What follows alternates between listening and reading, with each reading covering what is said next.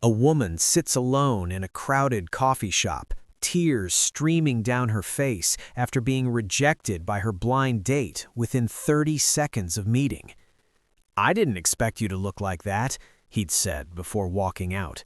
Now she's too humiliated to leave, too broken to stay.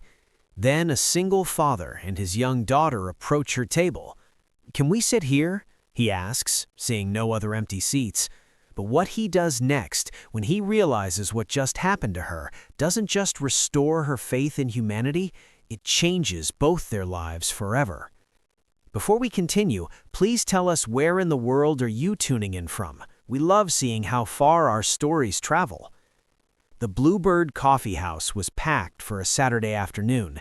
Every table occupied, every booth full, the line for orders snaking toward the door. The air smelled of espresso and cinnamon, and conversations hummed like white noise, laughter, gossip, the clicking of laptop keys. And in the middle of it all, Natalie Chen sat alone at a table for four, crying into her hands. She'd chosen this table specifically because it was in the back corner, partially hidden by a decorative bookshelf. She'd thought the blind date would appreciate the privacy. Now she was just grateful fewer people could see her falling apart.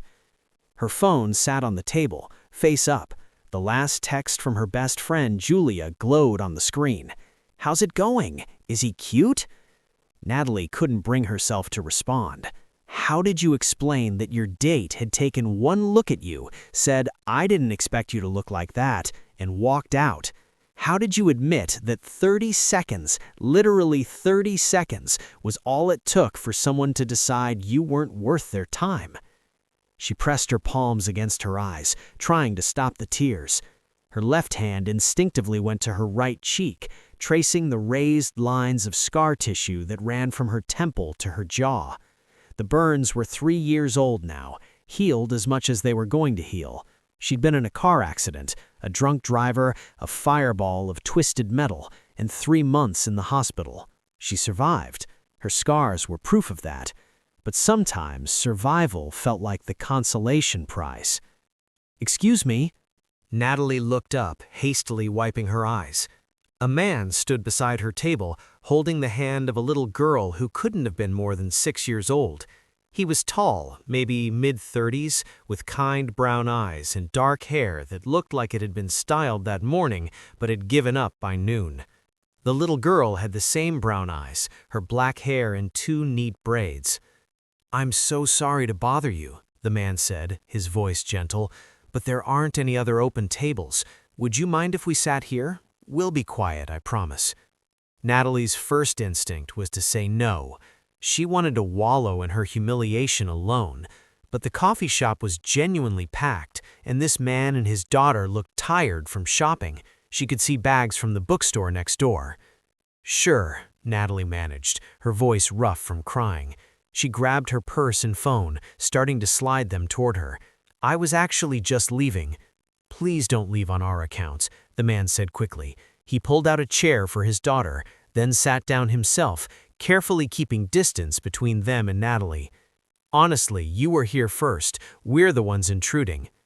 The little girl climbed into her chair and immediately pulled out a coloring book and crayons from one of the shopping bags. She didn't seem to notice her chair that Natalie had been crying. But her father noticed. Natalie could see him noticing, the way his eyes flickered to her tear-stained face, to the watered-up napkins on the table, to her phone with its screen still glowing with Julia's unanswered text. "I'm gonna get us some hot chocolate, the kind with extra marshmallows. You stay here in color, okay?" "Okay, Daddy," the girl chirped, already absorbed in her coloring book. The man stood, then paused. He looked at Natalie, something unreadable in his expression. "Can I get you anything? Coffee, tea, one of those giant cookies they have up front that's basically 3 cookies masquerading as one?" Natalie blinked. No, thank you. I'm fine." "You sure? Because I'm buying, and honestly, those cookies are amazing." Something about his kindness, his complete lack of pity, just straightforward human decency, made Natalie's throat tight again. "I'm sure, but thank you." He nodded and headed to the counter, joining the long line. Natalie sat there, unsure what to do with herself. She couldn't leave now without making it obvious she'd been lying about just leaving, but sitting here felt awkward, exposed. "Your coloring is very pretty," she said finally to the little girl, desperate for something to focus on besides her own misery. The girl looked up, beaming. "Thank you. I'm making a garden. See? These are roses, and these are tulips, and this is a big sunflower because sunflowers are happy." "They are happy," Natalie agreed softly. "I'm Sophie," announced the girl. "Sophie Reynolds. I'm 6 3/4. That's my daddy. His name is Daniel. He teaches music at the elementary school. Do you like music?" Yes, I like music. What's your favorite instrument?" "Piano, I think." Sophie's face lit up. "Daddy plays piano. He's really good. He can play anything.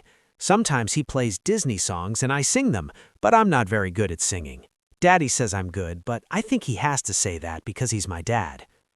Despite everything, Natalie felt a smile tugging at her lips. "I'm sure you're better than you think." "Maybe." Sophie went back to her coloring, then looked up again. "Why were you crying?" "Sophie," Daniel had returned, carrying 2 hot chocolates topped with absurd mountains of whipped cream and marshmallows. "We don't ask people personal questions like that." "But you always say if someone's sad, we should check if they're okay." "Yes, but—" Daniel set down the hot chocolates and shot Natalie an apologetic look. "I'm so sorry. She's 6. She doesn't have a filter yet." "It's okay," Natalie said. And somehow it was. Sophie's blunt honesty was weirdly refreshing after the cowardice of her blind date. "I'm okay, Sophie. Just had a bad day." "Bad days are the worst," Sophie said solemnly. "One time I dropped my ice cream cone and it was a bad day, but then Daddy got me a new one and it was better."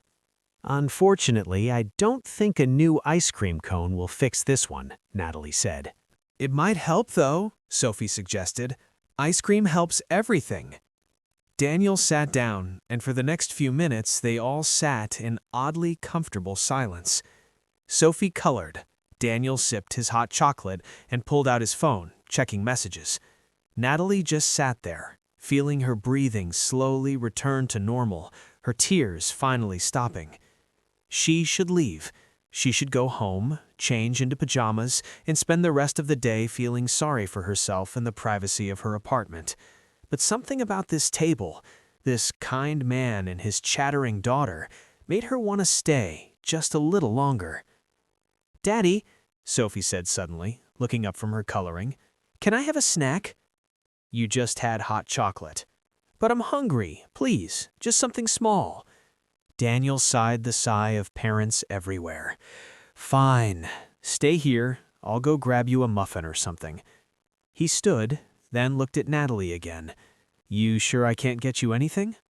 Natalie found herself saying, "Actually, one of those giant cookies sounds really good." Daniel's face broke into a genuine smile. "Chocolate chip or oatmeal raisin?" "Chocolate chip, obviously." "Obviously," he agreed, and headed back to the counter. Sophie watched him go, then turned her attention fully to Natalie. "I like your shirt," she said, pointing to Natalie's blue blouse. "Blue is my favorite color. Well, blue and purple. I can't decide." "Thank you. I like your braids. They're very neat." "Daddy did them. He's really good at braids now. He practiced on YouTube because my mom isn't—" Sophie paused, her smile faltering. "My mom died when I was 4, so Daddy had to learn how to do girl stuff by himself." Natalie's heart squeezed. "I'm so sorry, Sophie." "It's okay," Sophie said, with the matter-of-factness of a child who'd learned to live with grief. "I miss her a lot, but Daddy takes really good care of me. He's the best daddy in the whole world." "He seems like it." He is, but he's really lonely sometimes, I can tell. He thinks I don't notice, but I do. He needs a friend." Natalie didn't know what to say to that. Before she could figure it out, Daniel returned with a blueberry muffin for Sophie and a truly enormous chocolate chip cookie for Natalie. "They gave me the biggest one," he said, setting it down in front of her. I think the barista felt sorry for me standing in line twice. Thank you, Natalie said softly. You really didn't have to. I know, but bad days are better with cookies. Sophie's wisdom, not mine. They sat together, and somehow conversations started flowing. Sophie was the catalyst. She asked Natalie a million questions. What did she do for work? Natalie was a veterinarian technician at a local clinic. Did she have pets? She had a cat named Mochi. What was her favorite animal? Otters, because they held hands when they slept. Daniel mostly listened, occasionally redirecting Sophie when her questions got too personal, but Natalie found she didn't mind. It was nice to talk about normal things, to be treated like a regular person instead of either an object of pity or something to be avoided. Do you like movies? Sophie asked, breaking off a piece of her muffin. I do, Natalie said. We're going to see a movie after this, the new animated one about the dragons. Do you want to come with us? Sophie, Daniel interjected gently, I don't think... It's okay, Natalie said quickly. Thank you for the invitation, Sophie, but I should probably get going. Sophie's face fell. Oh, okay. Natalie glanced to Daniel, expecting him to look relieved. Instead, he looked thoughtful. You know, he said slowly, if you don't have other plans, you're welcome to join us. I already bought the tickets. My sister was supposed to come, but she canceled last minute. I hate to waste the ticket. Oh, I couldn't. Please, Sophie chimed in. It's more fun with more people, and Daddy always buys too much popcorn anyway. We need help eating it. Natalie looked between them. Daniel's expression was open, genuine, not pitying, not forced, just kind. And suddenly, the thought of going home to her empty apartment and spending the afternoon replaying her humiliation in her head seemed unbearable. Okay, Natalie heard herself say. Yes, I'd like that. Sophie cheered. Daniel smiled, and Natalie felt something in her chest loosen just a little. The movie theater was a 15-minute walk from the coffee shop. Sophie chattered the entire way, holding Daniel's hand on one side and, to Natalie's surprise, reaching for Natalie's hand on the other. This is nice, Sophie announced, like we're a team. Daniel caught Natalie's eye and mouthed, sorry. But Natalie found herself squeezing Sophie's small hand back. At the theater, Daniel insisted on buying Natalie's ticket, despite her protests.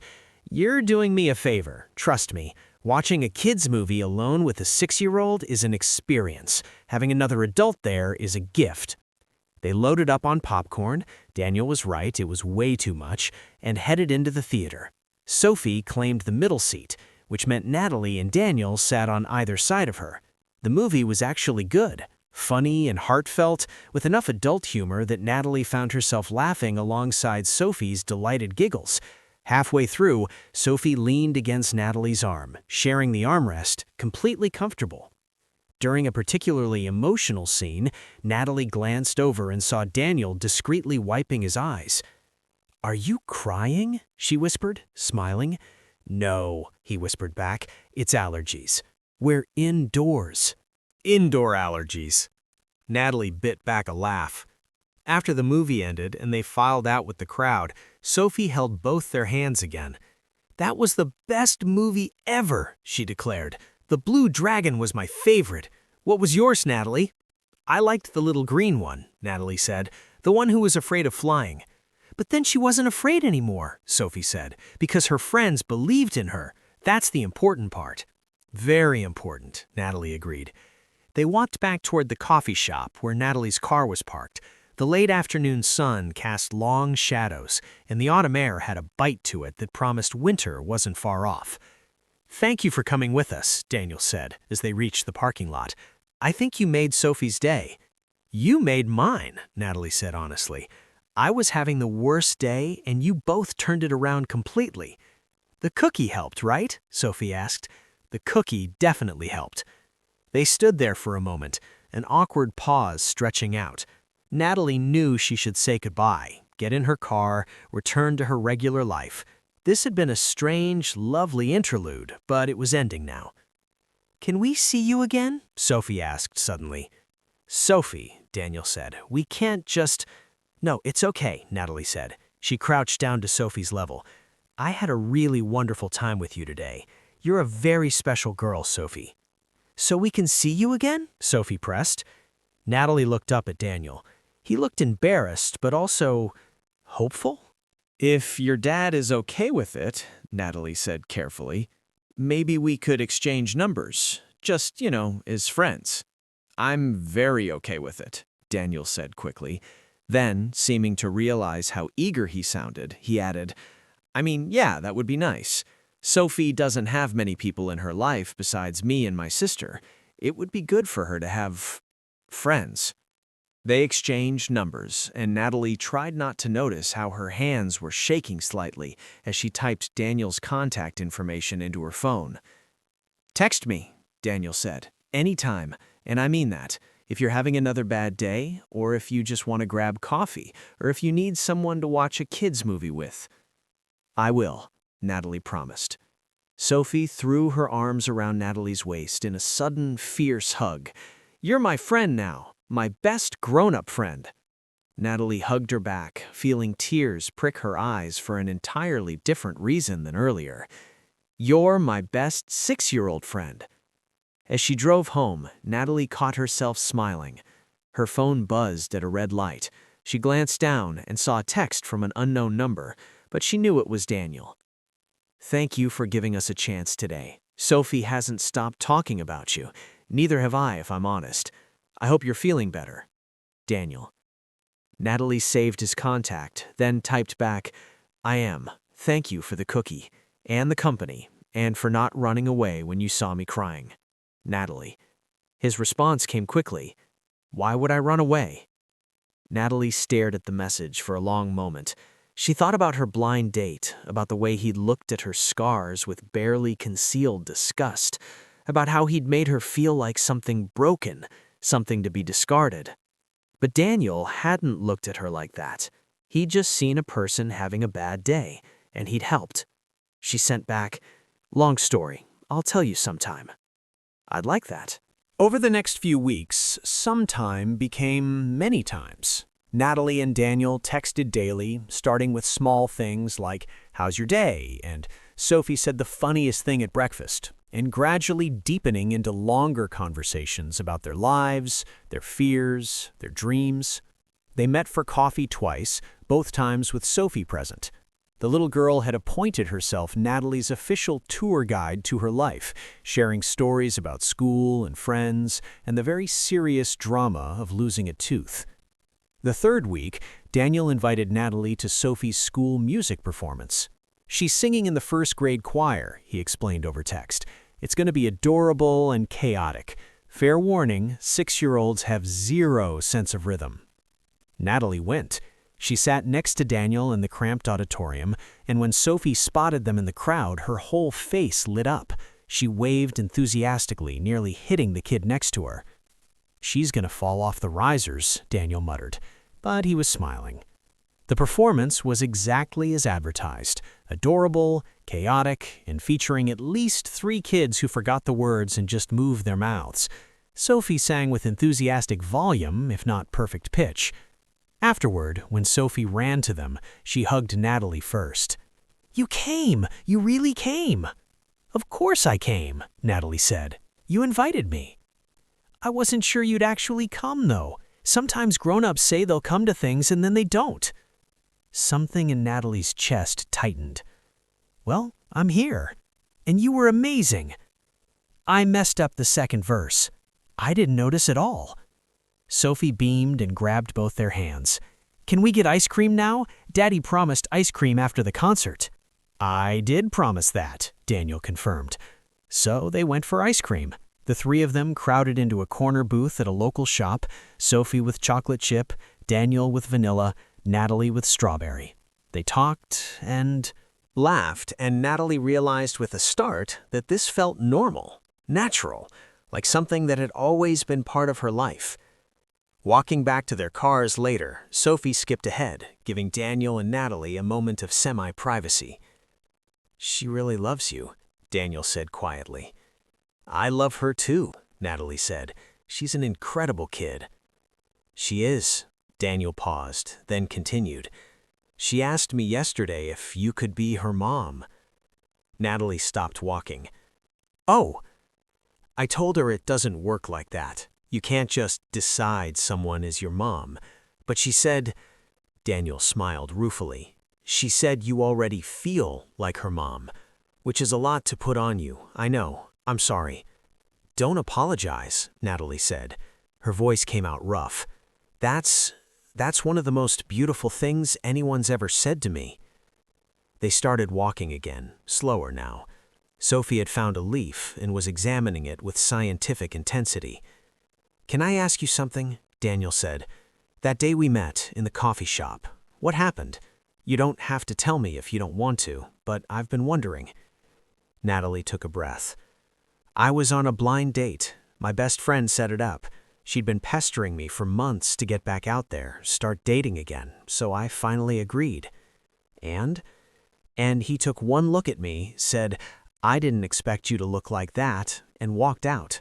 We were supposed to meet at 2 o'clock. He left at 2:30. That's how long I was worth to him. Daniel stopped walking. Are you serious? Completely. Daniel's jaw clenched. That's one of the cruelest things I've ever heard.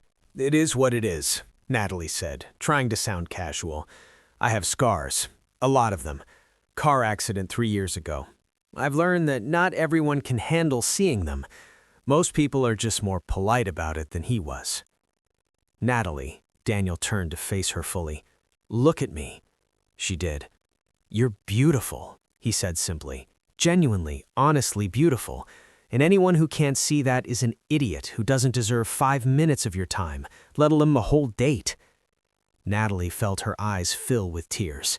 You don't have to say that. I'm not just saying it, I mean it. He reached out, hesitated, then gently touched her hand. When I saw you that day in the coffee shop crying, do you know what I thought? That I was pathetic? No, I thought, someone hurt this person, and I wish I could fix it. And then when I actually talked to you, when I saw how kind you were to Sophie, how patient and genuine and real. Daniel shook his head. That guy who walked out is the stupidest man alive, and I'm grateful for his stupidity, because it meant I got to meet you. Natalie couldn't speak. She just stood there, tears running down her face, while Daniel gently squeezed her hand. Daddy! Natalie! Look at my leaf! It's shaped like a heart! Sophie came running back, holding up her treasure. She stopped short when she saw Natalie's tears. Why are you crying? Is it a bad day again? No, Natalie managed, smiling through her tears. It's actually a really good day. Good days are the best, Sophie said, satisfied with this answer. She grabbed Natalie's free hand. Come on, I want to find more heart leaves. As Sophie dragged them forward, Daniel kept hold of Natalie's other hand. And Natalie realized that somewhere along the way, without planning it or expecting it, she'd fallen completely in love with both of them. 2 months after they met, Natalie asked Natalie on an actual date. Just the two of them, no Sophie. My sister's taking Sophie for the night, he said over text. Would you want to have dinner? Like a real date? I promise not to walk out 30 seconds in. Natalie stared at the message for a full minute before responding. I'd love to. They went to a small Italian restaurant tucked away on a quiet street. Daniel held doors, pulled out her chair, poured her wine. He was nervous. Natalie could tell by the way he kept fidgeting with his napkin, but it was endearing. I haven't done this in a long time, he admitted. The dating thing. Sophie's mom and I were together since college. When she died, I thought that was it for me. I was just going to be a dad, raise Sophie, and that would be my life. What changed? Natalie asked softly. I meant you. Daniel's eyes were steady on hers. And I realized that loving someone doesn't mean you can't love someone else, that making room for new people doesn't mean forgetting the ones you lost. That's beautiful. Sophie said it, actually. She told me, Mommy would want you to be happy, Daddy, and Natalie makes you happy. And she's right. You do make me happy. You make both of us happy.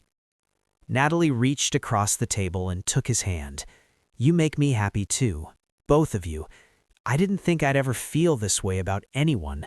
After the accident, after everything that happened, I thought I was too broken for anyone to want me." "You're not broken," Daniel said fiercely. "You survived something terrible. You're strong and brave and beautiful, and anyone who can't see that isn't worth your time." They talked for hours. The restaurant staff eventually started giving them pointed looks about closing time, and they realized they were the last customers left. Walking back to Daniel's car, he stopped suddenly. "Can I kiss you?"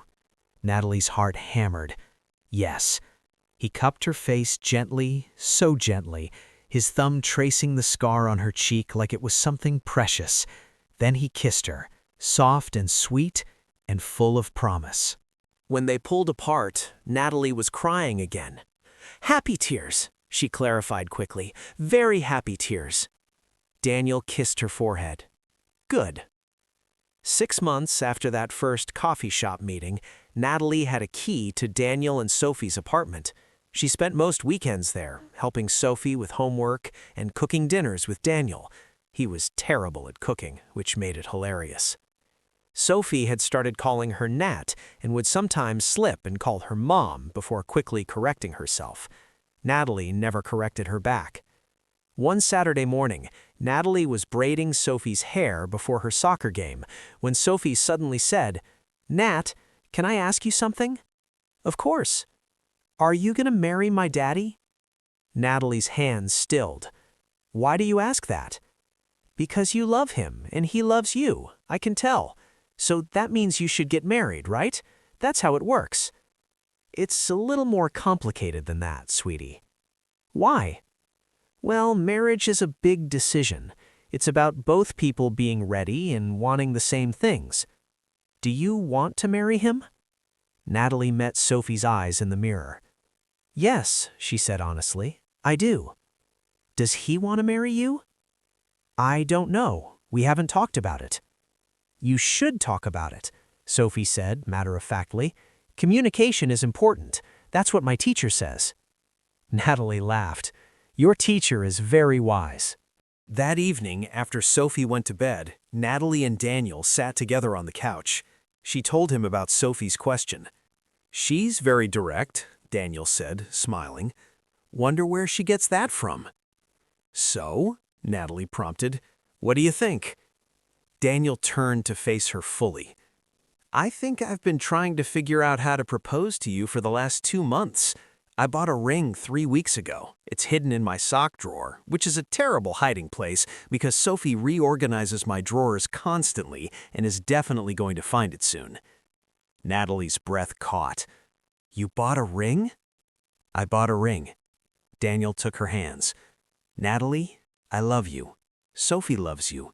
You've become part of our family so seamlessly that I can't remember what life was like before you, and I don't want to remember. I want to wake up every morning with you beside me. I want to raise Sophie together. I want to build a life with you." "Daniel!" "Wait, I have to do this right." He stood, went to his bedroom, and returned with a small velvet box. Then, to Natalie's shock and delight, he got down on one knee. "Natalie Chen, will you marry me?" "Yes," Natalie whispered. "Yes, absolutely yes." He slipped the ring on her finger, a simple band with a small diamond that caught the light perfectly. Then he stood and kissed her, and Natalie felt like her heart might burst from happiness. "Can we tell Sophie now?" Natalie asked. "Absolutely not. She's asleep." "We should wake her up." "That's terrible parenting." "I don't care. I want to tell her." Daniel laughed. "Okay, let's go wake up our daughter." Our daughter. The words made Natalie's chest tight with joy. They tiptoed into Sophie's room. She was sprawled across her bed, one arm flung over her stuffed dragon, snoring softly. "Sophie," Daniel whispered, gently shaking her shoulder. "Sophie, wake up." "Hmm? Daddy?" Sophie's eyes opened slowly. "What's wrong?" "Nothing's wrong," Natalie said, sitting on the edge of the bed. "We just wanted to tell you something." "In the middle of the night?" "It's only 9:30, Daniel said. That's the middle of the night for me, Sophie grumbled. Then she seemed to register both of them sitting there, looking excited. Wait, what's happening? Did something good happen? Something very good, Natalie said. She held out her hand, showing the ring. Your daddy asked me to marry him. Sophie blinked. Then her eyes went huge. Really? Really, confirmed Daniel. And you said yes? I said yes, Natalie laughed. Sophie threw her arms around Natalie's neck. You're gonna be my mom? Like officially? If that's okay with you. It's very okay. Sophie pulled back, her face serious. Wait, does this mean you're going to live here all the time, not just on weekends? If you want me to. I very want you to. Sophie hugged them both, talking a mile a minute about how this was the best day of her life, and they needed to plan the wedding immediately, and could she wear a purple dress because purple was tied with blue for her favorite color, and could they get a dog now because families should have dogs? We'll talk about the dog, Daniel said. That's parent code for no, Sophie informed Natalie. I know, Natalie said. I'm learning the code. They got married 4 months later in a small ceremony in the park where Daniel had taken Sophie to play when she was a toddler. Sophie was the flower girl, wearing a purple dress as requested. Daniel's sister was the maid of honor. A handful of close friends attended.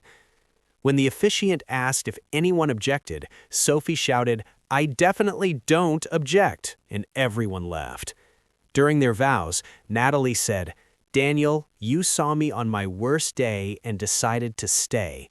You and Sophie took my broken pieces and helped me put them back together. You showed me that scars don't make you less worthy of love. They just show you survived. I promise to love you both, to show up every day, to be the partner and mother you deserve. Daniel's vows made everyone cry. Natalie, 6 months ago, you sat crying in a coffee shop. I asked if I could sit with you.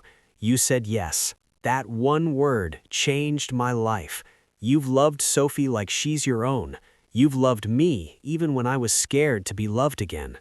I promise to spend every day making sure you know how extraordinary you are, how beautiful, how loved. They kissed, and Sophie cheered louder than anyone. At the reception, held in Daniel's sister's backyard, Sophie clung to Natalie's side. Are you happy? Sophie asked. So happy, Natalie said. Good, because you deserve to be happy. That mean man who walked away from you was stupid. Daddy is smart. He stayed. He did, I agreed, and so did you. Well, obviously, you're my mom now. Moms and daughters stay together. That's the rule. Natalie hugged her daughter close, tears streaming down her face for the 100th time that day. Later, as the sun set and string lights twinkled overhead, Daniel found Natalie alone for a moment.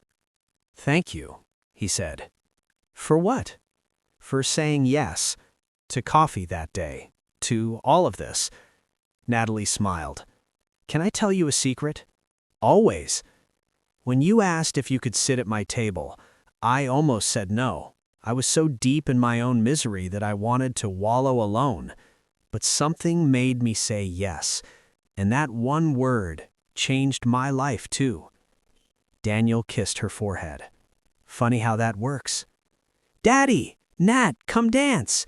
Sophie was dragging them both toward the makeshift dance floor. They danced together, the three of them, while friends and family watched and smiled. Sophie stood on Daniel's feet while later, as the sun set and string lights twinkled overhead, Daniel found Natalie alone for a moment. Thank you, he said. For what? For saying yes. To coffee that day. To all of this. Natalie smiled. Can I tell you a secret? Always.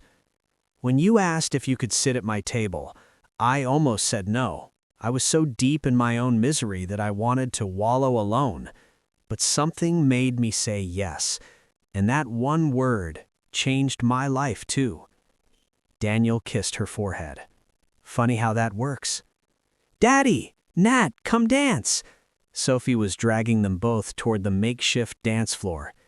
They danced together, the three of them, while friends and family watched and smiled. Sophie stood on Daniel's feet while he swayed to the music. Natalie held them both close.